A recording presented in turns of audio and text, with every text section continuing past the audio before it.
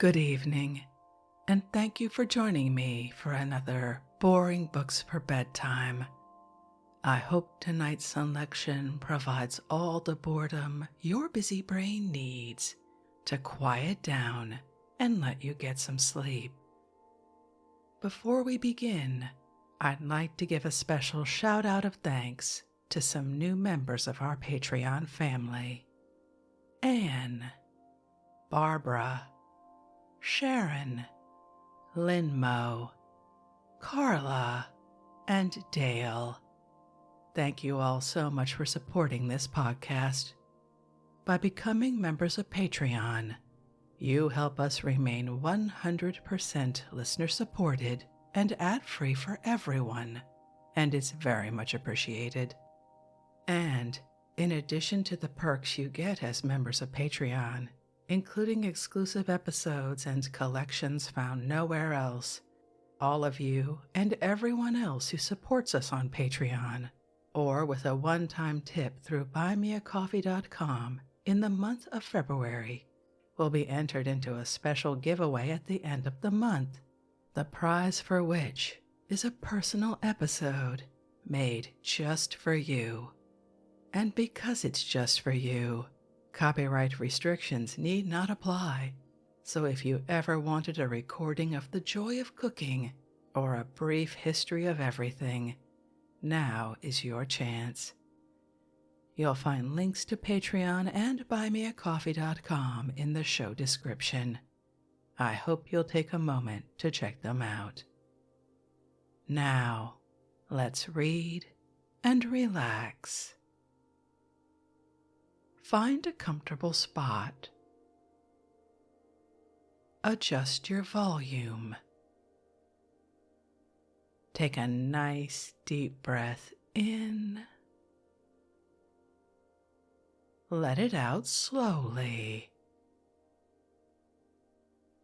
And off we go.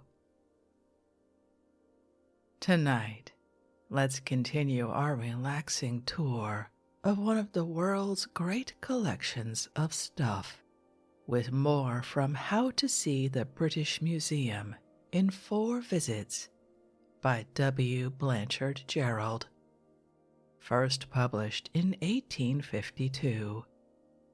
Let's pick up right where we left off in Visit the First, the Zoological Galleries. Let's begin. The visitor's way now lies to the west, out of the Eastern Zoological Gallery, into the most southerly of the 2 northern galleries. This gallery, which consists of 5 compartments or rooms, is called the Northern Zoological Gallery. The wall cases of this gallery, to which the visitor's attention should now be exclusively devoted, contain various zoological families. In the first 8 wall cases of the room are distributed the varieties of bats.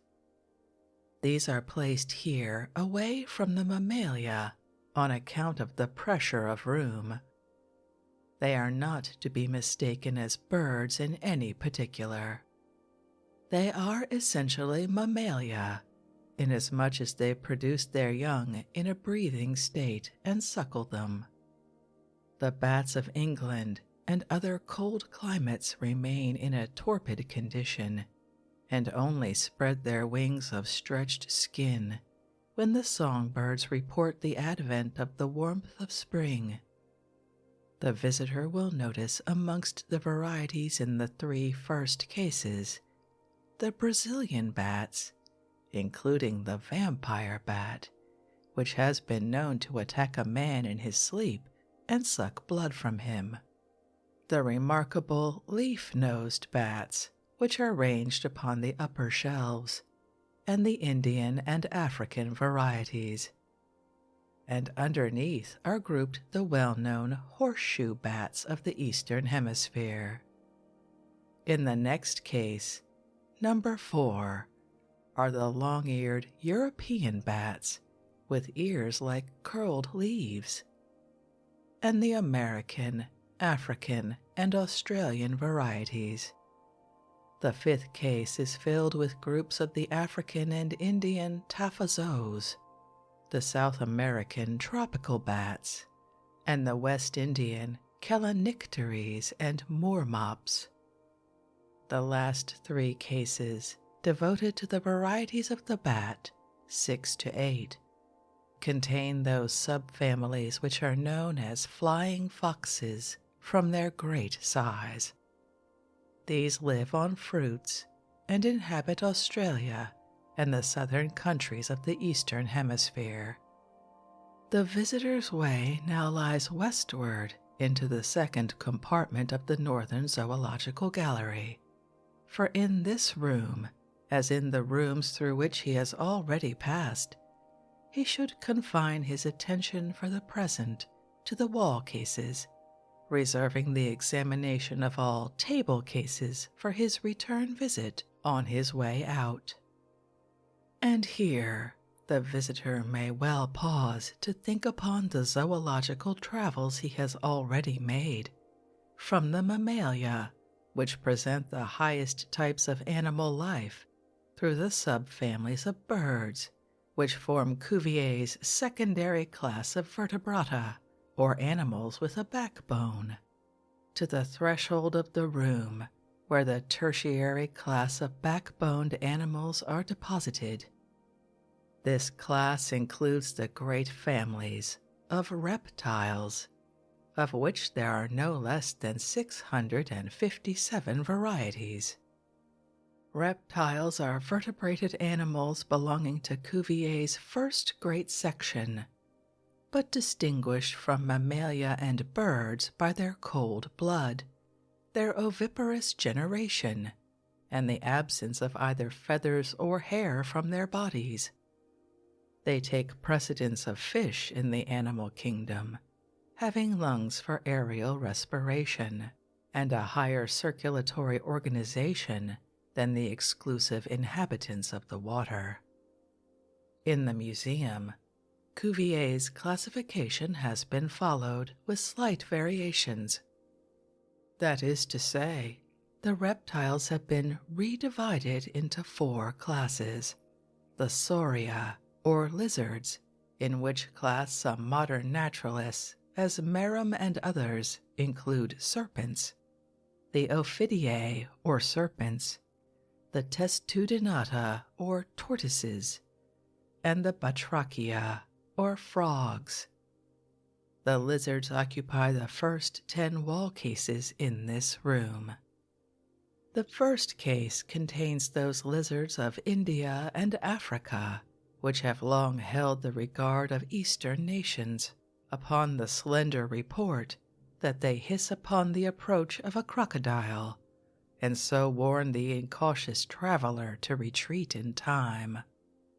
The truth is, these sauria prey upon the crocodile's eggs, no doubt to the particular annoyance of the crocodile, who are, therefore, it is more than probable, no friends of the monitors.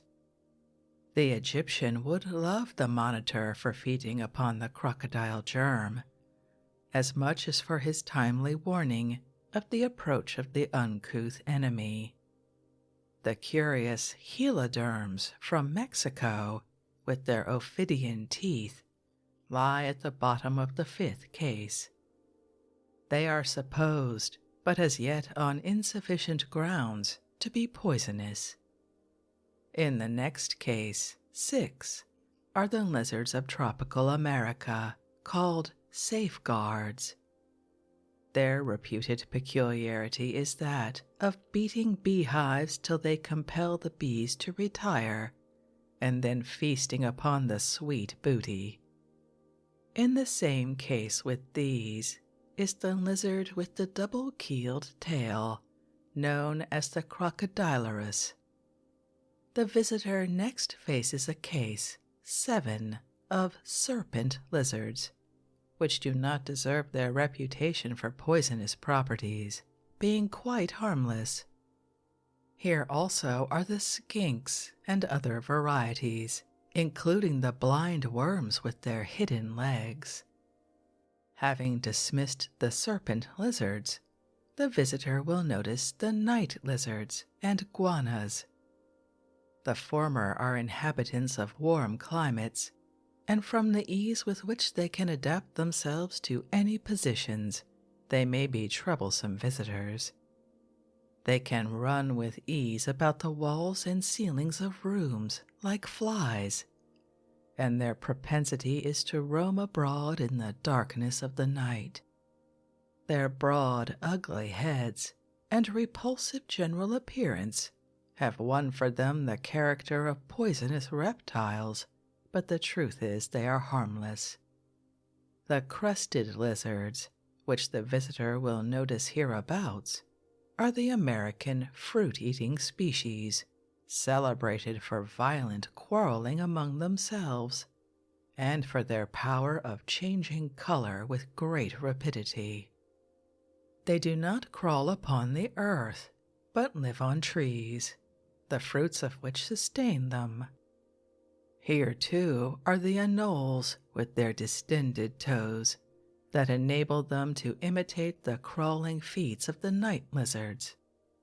The 10th case devoted to the lizard tribe is the most interesting of the series. It contains the family of lizards known as the agama. This family boasts many famous scions. First, here are the Indian dragons.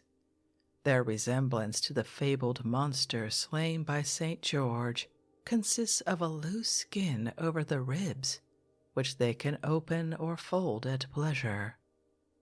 These bat-like wings will not support them in the air, but serve to steady their bodies when leaping from branch to branch of a tree.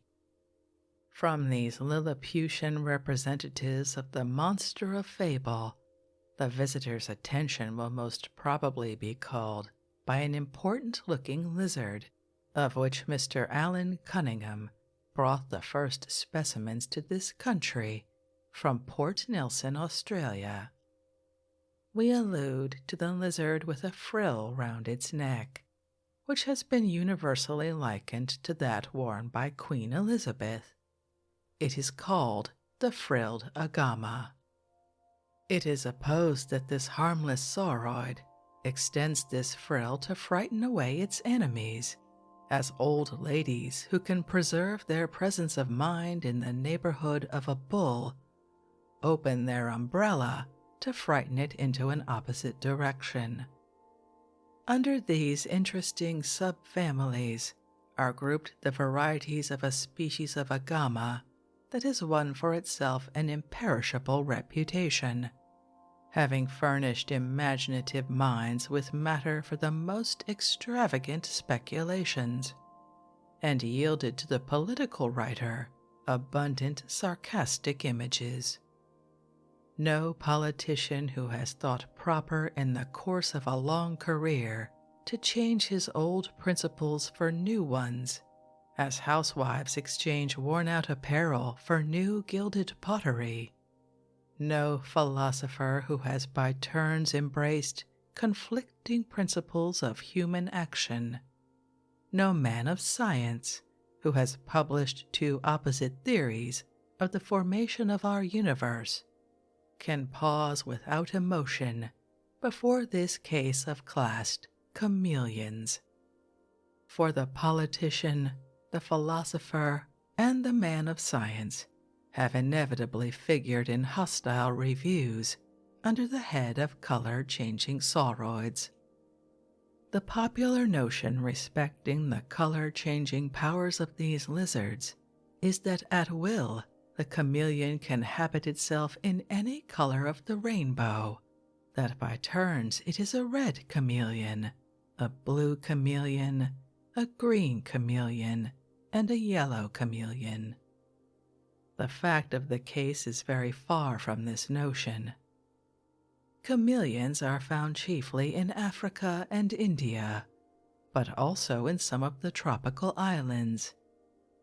In their habits they are sluggards, lounging generally about trees, and distending their long tongues covered with a glutinous secretion to secure passing insects, upon which they subsist. They have eyes of wonderful power and can look backwards and forwards at the same moment. But as regards their color, it is well to assure the visitor that their usual tint when resting in the shade is a blue-gray, which sometimes pales to a lighter gray, turns green, assumes a brown-gray tint, or darkens to a decided brown. These are the sober observations of observant naturalists on the subject. The class of reptiles to which the visitor should next direct his attention are those classed by Cuvier and others under the head of Ophidia, or serpents. The particulars in which the serpent differs from the lizard are that the former have no feet, cast their bright coats annually, like our metropolitan postmen, and swallow their food without masticating it. They occupy 7 cases. The upper part of the first case contains many of the most poisonous serpents. Among these are the well-known and formidable rattlesnakes of America, with specimens of their rattles lying near them, which, as the visitor will see, are a succession of osseous joints. Here, too, are the terrible cobra di capello and other poisonous serpents of India, the South American fer de lance, the vipers of Europe, the North African crested viper, and the Cape of Good Hope and Western African puff adder, the Guinea nosehorn viper, and the common viper found in England, our only dangerous serpent. These serpents all inflict their poisonous wounds by means of 2 fangs which they protrude from the mouth, and from the points of which they inject the poisonous matter into the wounds they inflict. On the lower shelves of this case, the visitor will find some specimens of the sea serpents, which frequent the East Indian seas and the coast of New Holland. They are dangerous reptiles, having small fangs amid their teeth, with which they attack bathing animals or men. Some of them have been found sleeping on the warm bosom of a tropical ocean, and upon the warm sands of the shore they are often found, coiled up in a torpid state. They vary greatly in size, but the visitor will perceive none approaching in length to that remarkable reptile which artists, despairing in their attempts to give it the proper dimensions, lately coiled about the wide pages of pictorial papers. The visitor will next have his attention drawn to that family of serpents of which the boa is the great representative. These are all grouped together in cases 12 to 15. This family has what naturalists call the rudiments of legs. They are a nobler family than that which the rattlesnake represents, inasmuch as they do not depend upon poison to master their enemy, but fight legitimately with their muscular strength. The terrible pictures which adorn the pages of Eastern travels for children, of poor Indians with just their heads appearing above the folds of a gigantic boa, will probably recur to the visitor as he surveys the tortuous folds of the placid specimens of the family that lie before him. It is therefore hardly necessary to inform him that the boa family destroy their prey by coiling round it, and having secured their tail to a tree to give themselves additional strength by crushing every bone in its body. Having thus taken the life out of the victim, the destroyer, with some trouble if the animal be large, swallows it, and lies down for weeks to allow the process of digestion to go on. Some of these boas are from Africa, some from India, and some from America. The last two cases of serpents, 16 and 17, include many varieties. Here are the common water and ring snakes of England, the coach-whip snakes that live coiled about trees, the black and red ringed snakes known as the coral snakes, and the varieties of serpents with which the famed serpent charmers of India exhibit their skill. The juggler snakes have the peculiar power of inflating the skin of the neck till it bulges over the head, and so forms a kind of hood.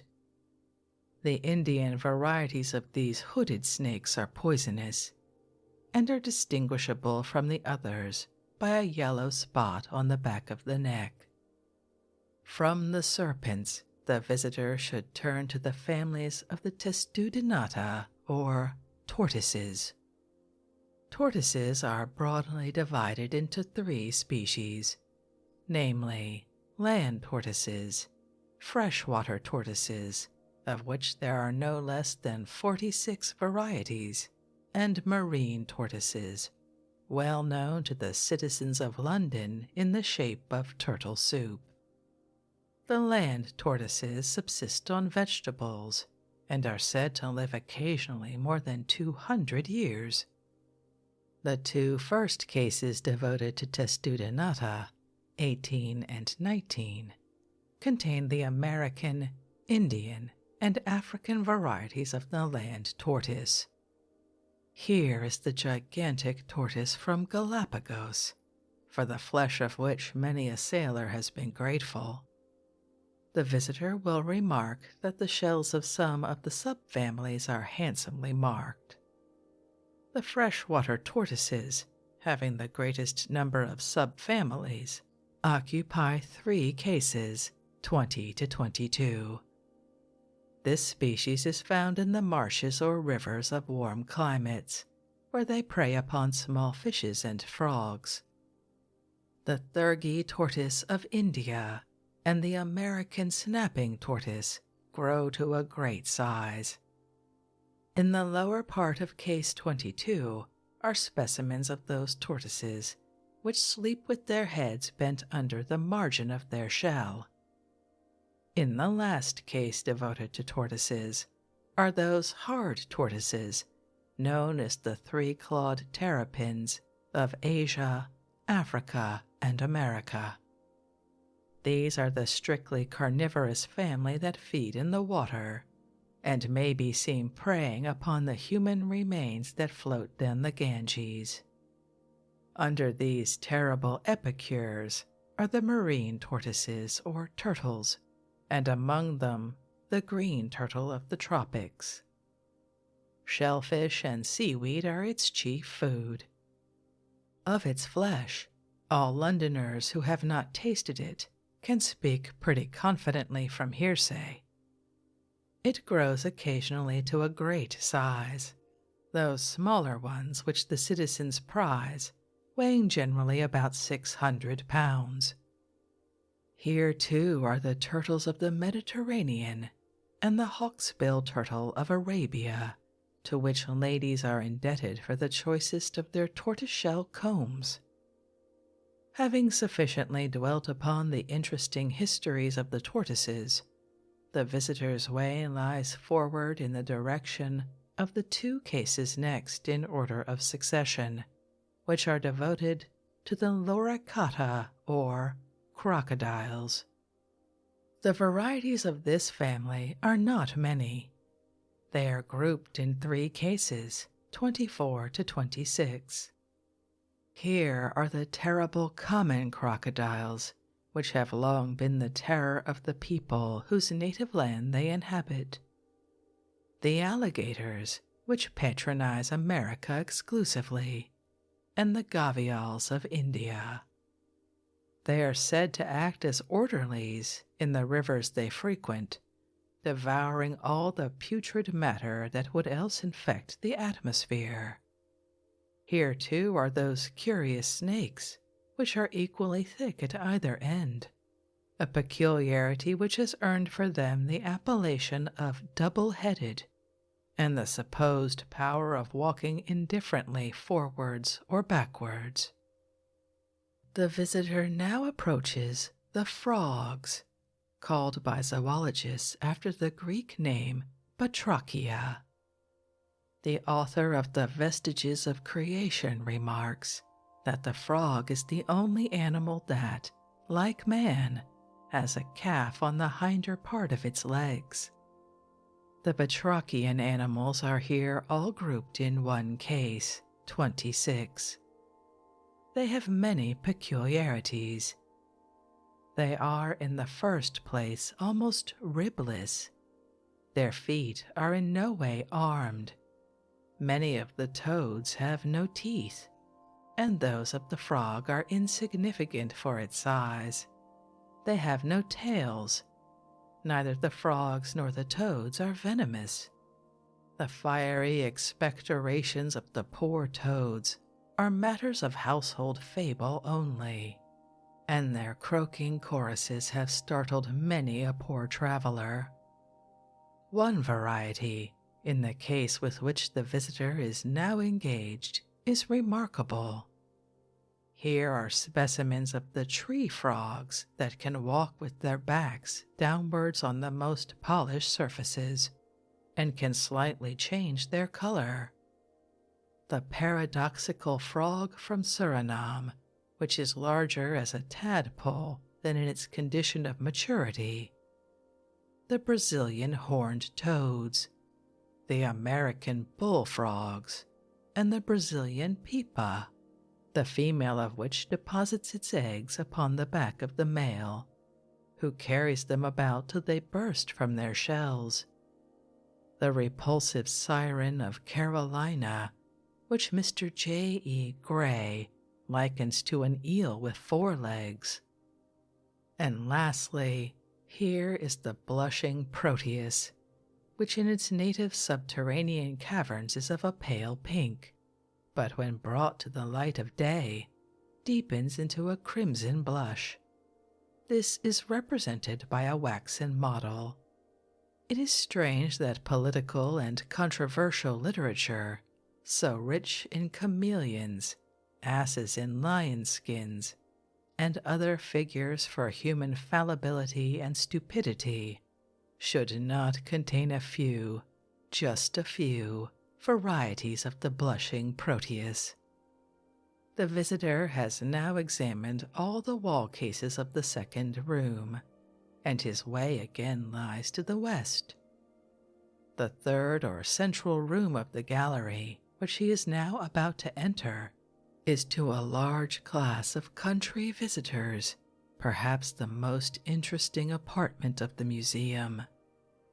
Herein is deposited a complete museum of the animal life of Britain, comprehending the beasts and birds native to its soil and the fishes that swim in its waters. The British Zoological Room. In this room, as in the previous rooms, the vertebrated animals are grouped in the wall cases or on the top of the cases. It is hardly necessary to guide the visitor systematically through the intricacies of a collection, every beast, bird, fish, and shell of which is native to his own land.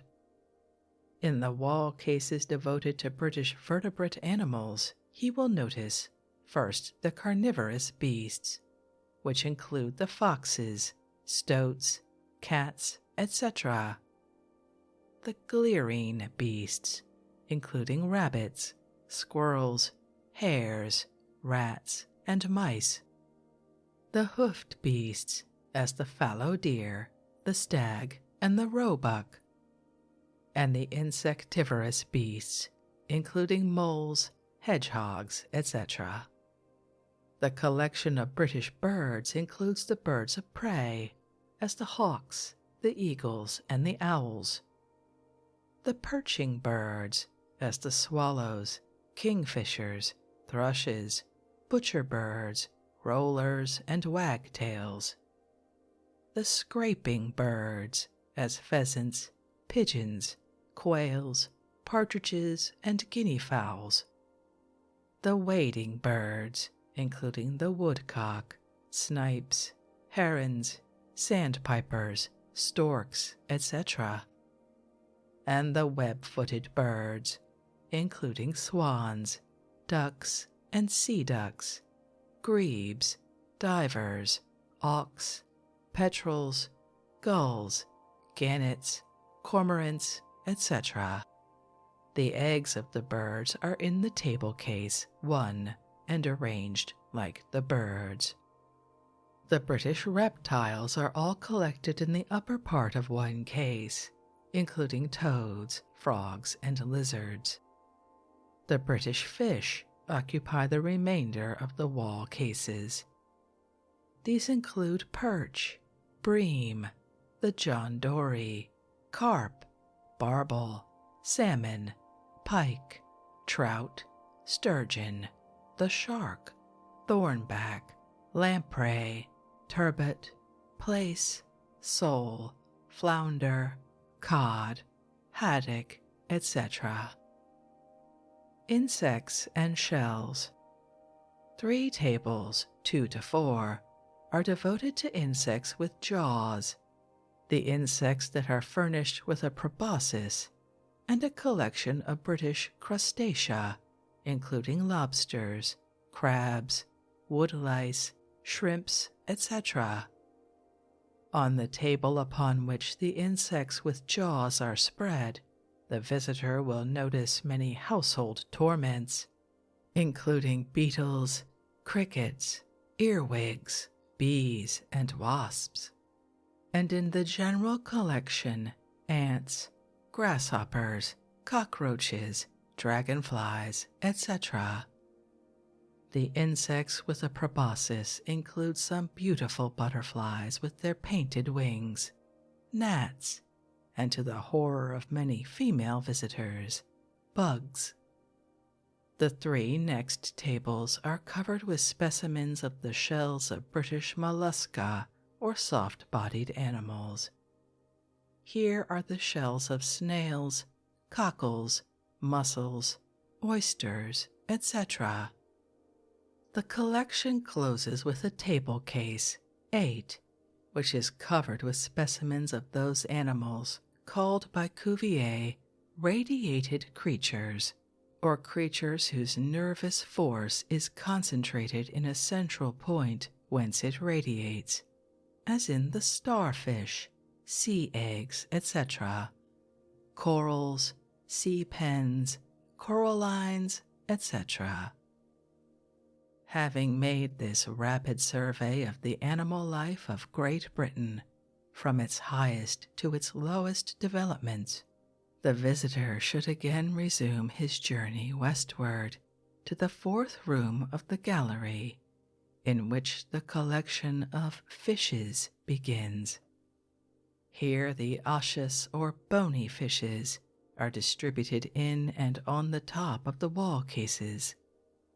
While taking a general glance at the arrangement of the room, the visitor will at once be struck by the specimens of swordfish, especially by the Indian flying swordfish, which are placed on the top of the wall cases on account of their length, and some of the pikes or swords of these fish, one of which, it is asserted, was driven by the fish to which it belonged into the hull of a stout oak ship.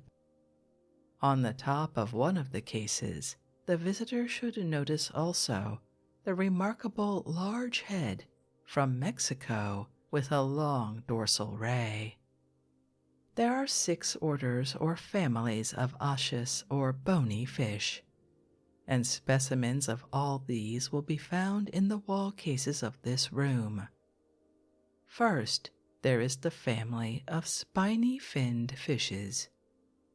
This family occupies the first 13 wall cases.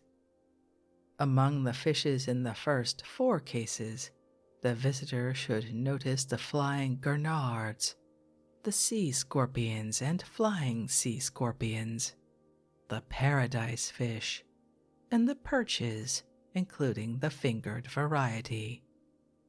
The next cases, 4 through 9 include, amid other varieties, the chaetodons or bristle-toothed fish, mackerel and horse mackerel, tunny, scombers, etc., John Dory's, and pilot fish.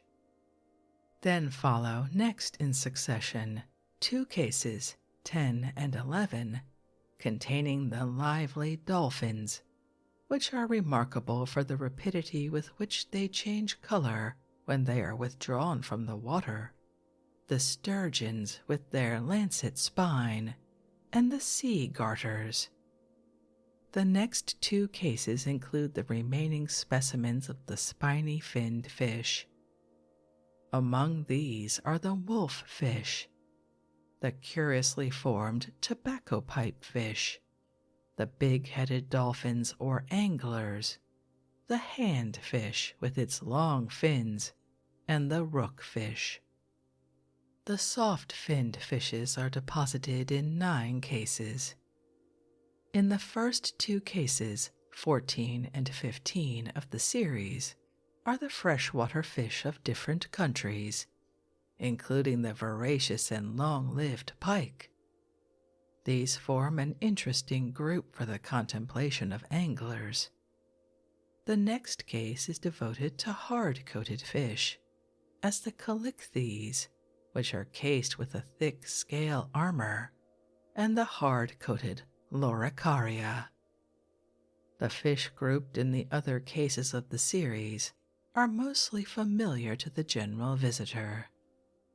Here are the varieties of the salmon and the herring, cod, ling, turbot, flounders, eels of various kinds, whiting, and the lump fish.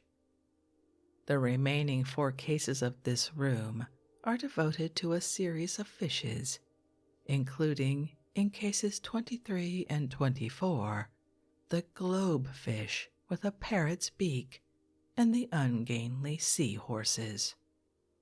The 2 last cases, 25 and 26, include the file fish, the coffin fishes with their hard case of octagonal plates, and the European and American sturgeons. Having examined the varieties of osseous fishes, the visitor should continue his westerly course into the 5th and last room, a compartment of the Northern Zoological Gallery. In this room, he will find the wall cases devoted to cartilaginous fishes.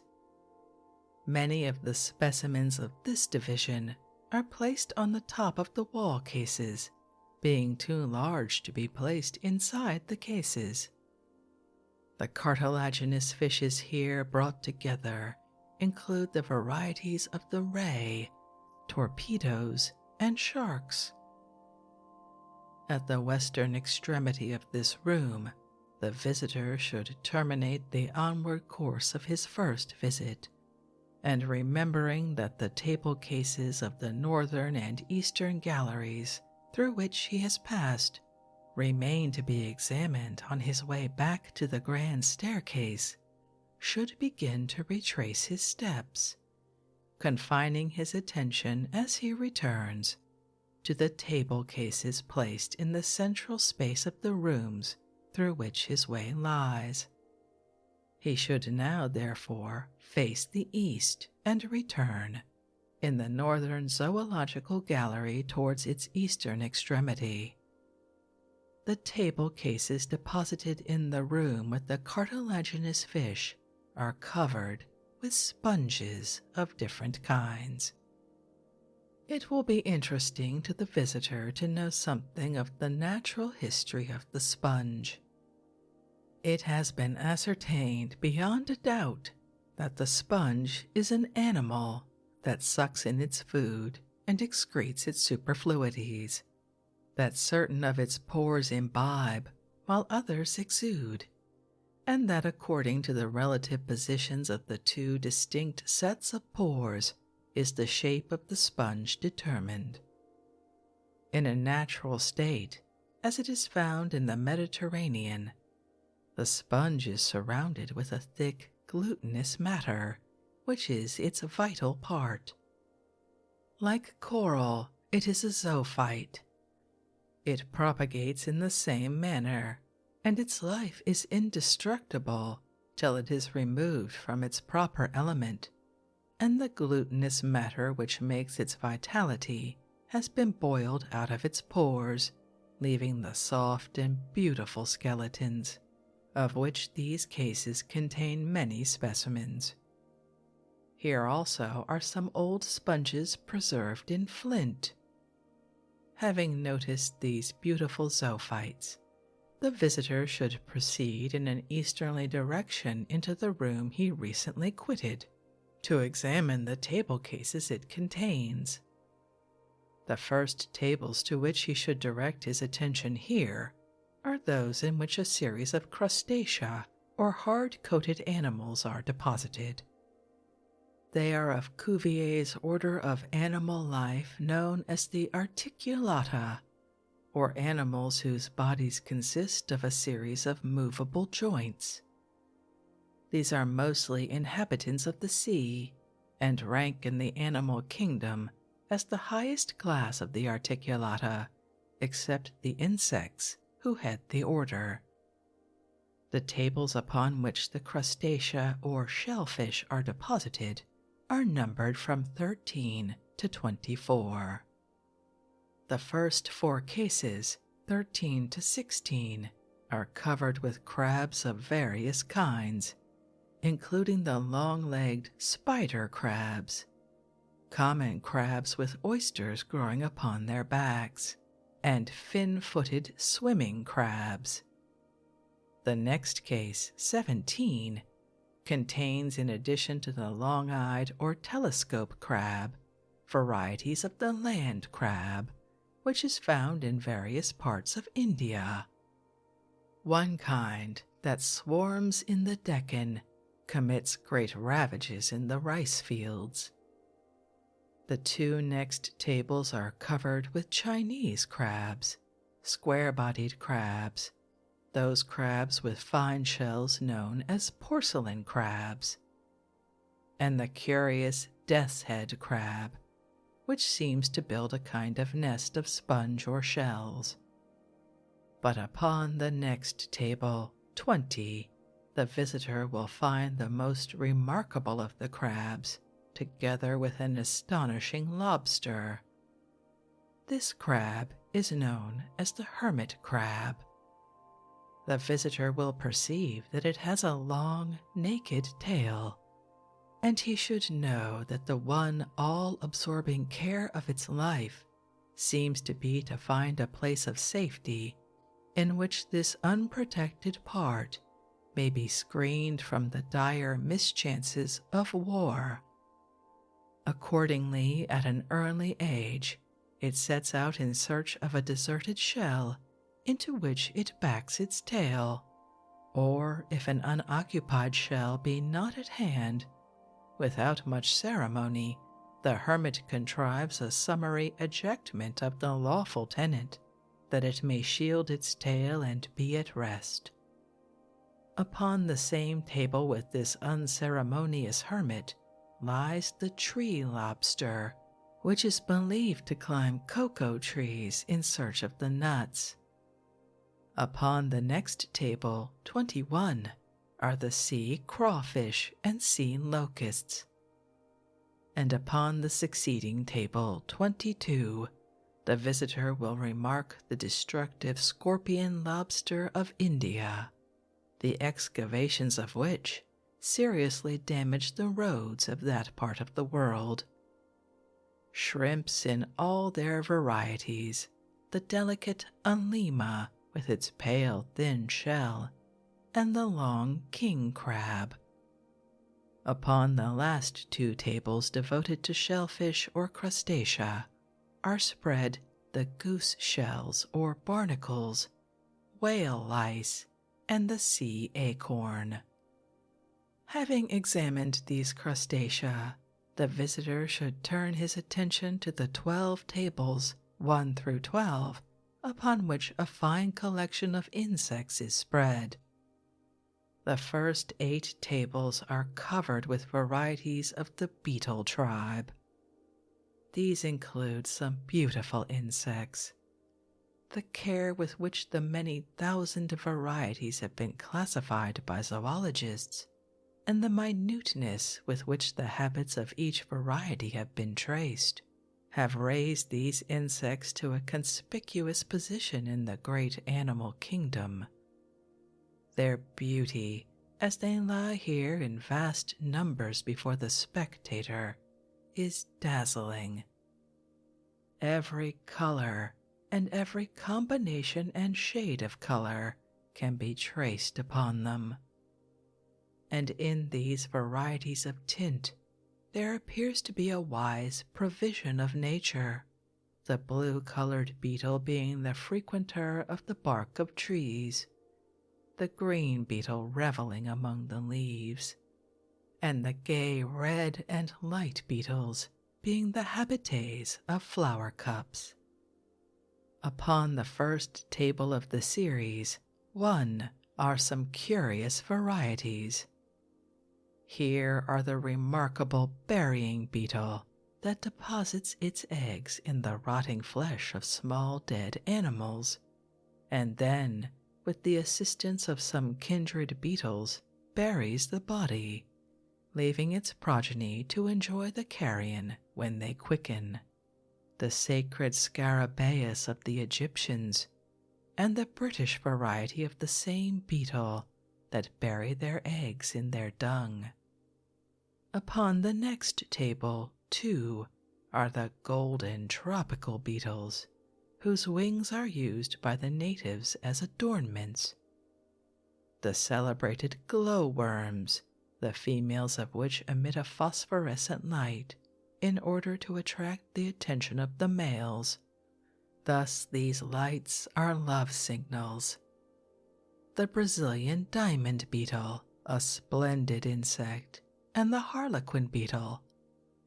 The third table, 3, is covered with varieties of the kangaroo beetles, a brilliant collection of ladybirds, the varieties of earwigs, cockroaches, originally tropical insects only, the praying insects, called so from their habit of erecting their forelegs and assuming a prayerful attitude, when in fact they are preparing for an attack upon their prey, and the insects which the uninitiated visitor has already mistaken for pieces of stick, but which are the walking leaf insects, some with wings like dead leaves and others wingless. The fourth table, 4, is covered with the varieties of the cricket, including the great Chinese cricket, dragonflies, scorpion flies, the terrible tropical white ants, caddis flies, wasps, sawflies, bees, hornets, and sand wasps. Then follow 3 tables, 5 to 7, of splendid butterflies, with their brilliant tints. The 2 tables, 8 and 9, ranged next in order to those upon which the butterflies are distributed, are covered with varieties of the moth. Here are the silkworm moth and its cocoon as kept in Siberia, the ghost moth of our hop grounds, the hawk moth, the death's head moth, and the large Brazilian owl moth. The next table, 10, is covered with a great variety of flies and bugs, including the Chinese lantern flies. The 11th table is given up to spiders in all their varieties, including the tarantula, a formidable insect with a power of severe biting, and the curious spider that bores a nest in the ground, lines it sumptuously with its own silk, and then constructs a lid that closes inevitably as the insect leaves its house. Here too are the scorpions. The last table of the series, 12, is covered also with varieties of the spider, including the land and shepherd spiders, the African scarlet tick, and the centipedes. The visitor has now completed his survey of the contents of this room and should at once pass forward in an easterly direction, traverse the British Zoological Room, which he has already examined throughout, and pass into the fourth room of the gallery. The table cases in this room present nothing that can greatly interest the unscientific visitor. They are covered with varieties of starfish, sea eggs, etc. The sea eggs are scattered over the first 9 tables, 1 through 9, in the room. They live on small animals and seaweed. The varieties include a flat kind, vulgarly called sea pancakes. The remaining case of the room are loaded with varieties of the starfish. The mouth of the starfish is on its lower side, through which it takes its food. It has innumerable feet, which it displays when in the water, and by means of which it can climb rocks. Some of the varieties fall to pieces on being taken from their native element, as the lizard or brittle starfish. The gorgon's head, which has innumerable branches from its central part, should be observed by the visitor. And the sea wigs, which are a kind of starfish, somewhat resembling the gorgon's head, with innumerable radii. They are placed upon table 24, near a cast of a stem and flower that has the appearance of a fossil plant, but is in reality a cast of a crinoid starfish that once existed in great abundance. In the most eastern room of this gallery are a few tables upon which are deposited the shells and tubes of molluscous animals to illustrate their changes and the way in which the animal adapts them to his position. The third and fourth tables will perhaps interest the general visitor. Here he will find specimens exhibiting the growth of shells, and also how the animal repairs any damage to its shell. Here, too, are the shells upon which the modern cameo cutters of Rome work. As the visitor will perceive, the design is engraved in relief upon the light outer layers of the shell, leaving the darker under part exposed as a background. The visitor's way now lies out of the northern gallery by its eastern door, near which he should notice a remarkable sunfish of a bulky and squat appearance. Having regained the first or most northerly room of the great eastern zoological gallery, the visitor should turn to the south, examining the table cases of this gallery as he returns through its spacious rooms. All the table cases of this gallery, with the exception of a few small side tables, are covered with the vast varieties of the shells of molluscous or soft animals. These shells, scattered over no less than 49 tables, represent the architectural capacities of the great order of soft-bodied animals, only inferior in rank in Cuvier's animal kingdom to the vertebrate animals. Upon the first table, before which the visitor will find himself, 49, are some interesting specimens of the well-known cuttlefish, exhibiting its varieties, including the common cuttlefish found upon our coasts, those which have the power of secreting a dark fluid, and those from India, whose ink bags furnish artists with the valuable brown called sepia. Here, too, are the skeletons of the slender lolagos or sea leaves, known also as sea pens, and the crozier shell. Upon the next 6 tables, 48 to 53, proceeding southward, are the varieties of the oyster, the mussel, and beautiful mother-of-pearl shells. But hence the visitor will probably proceed rapidly to the south, inasmuch as the varieties of the mussel family, including the Chinese pearl mussel and Scotch pearl mussel, the borers, the club shell, and the cockle family, are not generally interesting. But he will probably linger for a few moments near the pond mussels, placed upon some of the tables 38 to 41. The tables numbered from 24 to 30 are covered with the varieties of hard shells, which, however, present no points of interest to the general visitor, who may at once pass on to the varieties of the nautilus and argonaut, tables 23 and 24. And here, too, we must entreat the visitor to forget the poetic history of the inhabitants of those beautiful shells, and learn that the extended arms of the nautilus are used only to clasp its shell, that it has no sails of any kind. The varieties of the paper nautilus or argonaut are the most delicate and beautiful.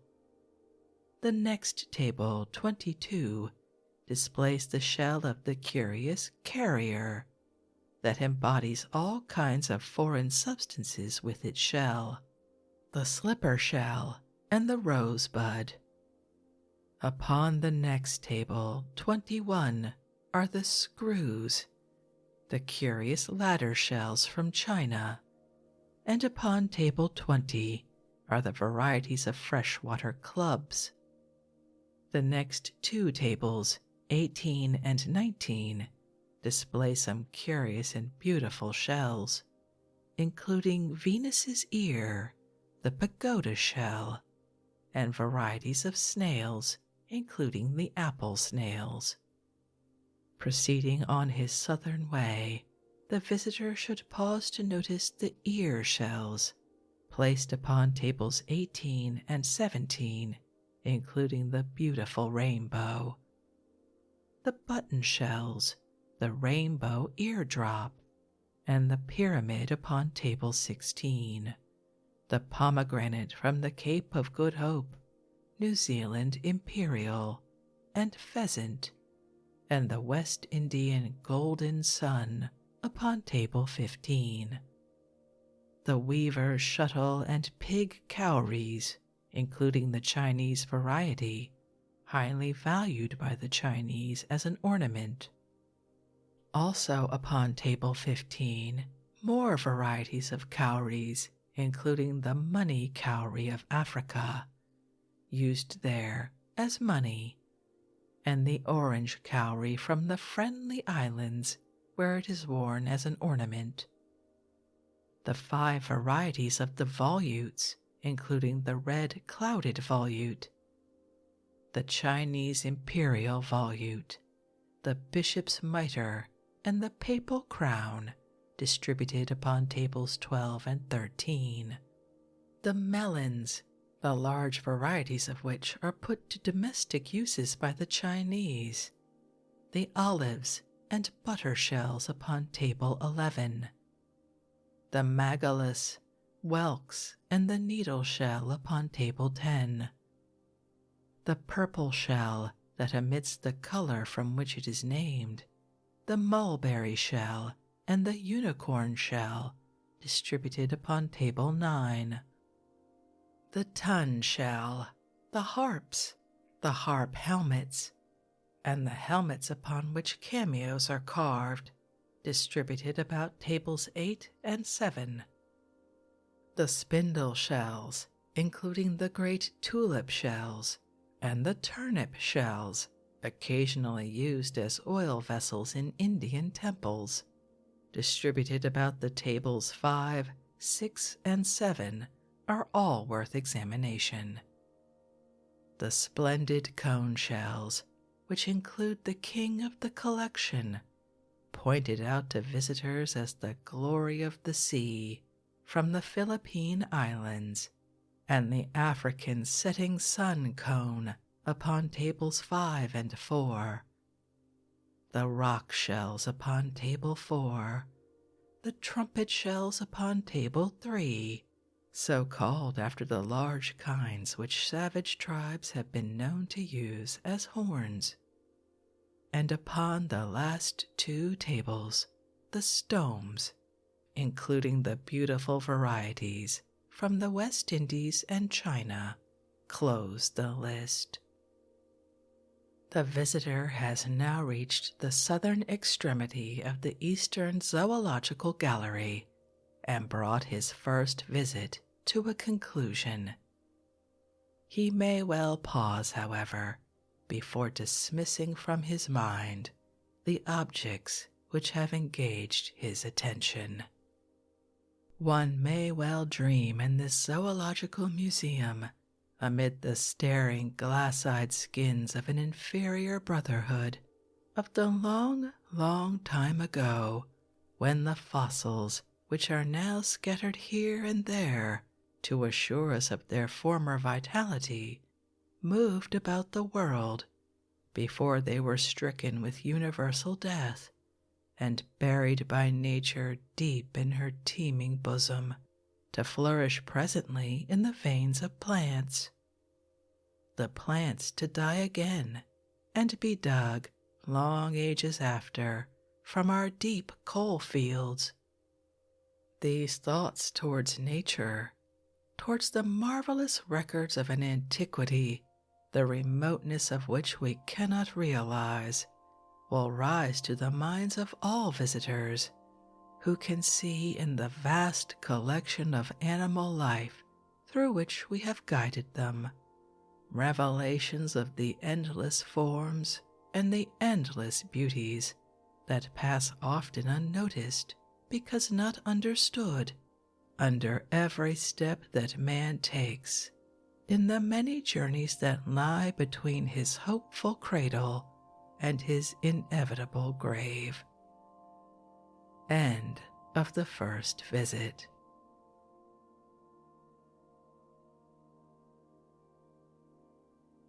And with that end of the first visit, I think we'll end this evening's reading from How to See the British Museum in 4 Visits. My goodness, that leapt to philosophy in a hurry, didn't it? But I hope you enjoyed that little tour through a collection that no longer exists at the British Museum.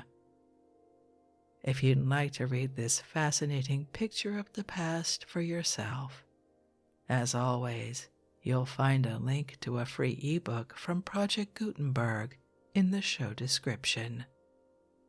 If you'd like to connect, suggest a boring book you'd like to hear read, or request more from one we've already started, you can drop me an email via our website, www.boringbookspod.com. It's always a pleasure to hear from you. Thank you so much for joining me for this evening's reading. Until our next boring book, good night.